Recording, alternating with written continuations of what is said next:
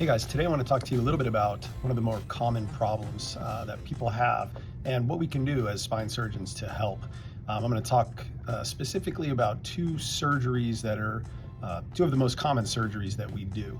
So when people have neck pain or headaches that are coming from the cervical spine, which is the upper part of the spine, or pain down into the arms called radiculopathy, there's a certain type of surgical procedures that we can do to help that.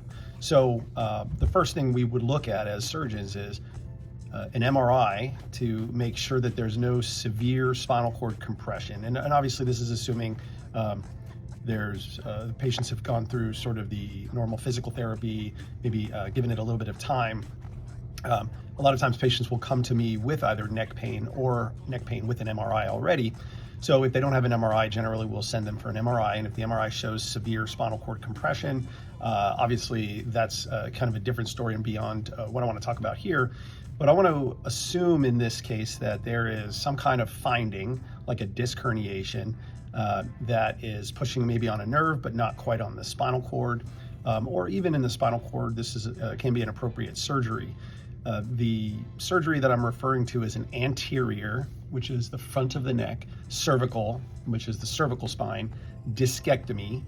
That just means you remove the disc. So at that point, once we remove the disc to, let's say, help get the pressure off of the nerve, there's sort of two things we can do at that point.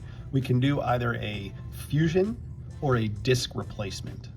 Now, they're both great surgeries, but they have sort of different reasons to do them. So the disc replacement has pros and cons, and so does the fusion. The fusion, shorter name for the fusion is called an ACDF, and the disc replacement is called a TDR, or a total disc replacement.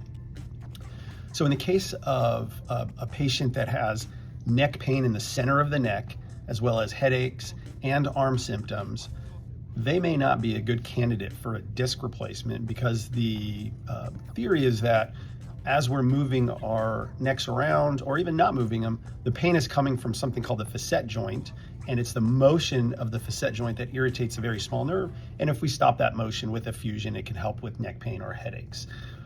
A disc replacement, on the other hand, is a great surgical procedure that gets pressure off of the nerve that can help with specifically radiculopathy of the arm, or arm pain, or pain off the side of the neck. Now, there are certain what we call indications that the FDA has given us for being able to do these disc replacements. There can't be an advanced amount of arthritis to be able to do this type of surgery. In addition, they've essentially told us that patients over a certain age are not candidates for this surgery. The last I checked, it was 55 years old. Now, that doesn't mean that if you're over 55, you're not a candidate, but in my opinion, I think the FDA probably can go up with that age limit. But I think more importantly, what we have to look at is the amount of arthritis in the spine to determine if you're a candidate for a disc replacement, or if you need to have that fusion instead. The disc replacement, one of the benefits of it is that instead of locking two bones together like this in a fusion, where this is three bones that are locked together, they can put pressure on the level above and the level below, because these are now moving as one. Well, in a cervical disc replacement, you can see that it's moving independent to each other. I don't know if you can see that in the camera, but the two vertebrae are moving, right? And so they don't cause adjacent segment problems or next level problems.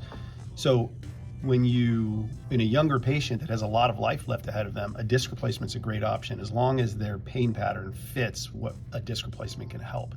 The disc replacement, being good in some respects, however, is not great for taking care of headaches, for helping with pain in the center of the neck. So for those, a fusion would help, but the negatives with a fusion are that they can affect the levels above and below.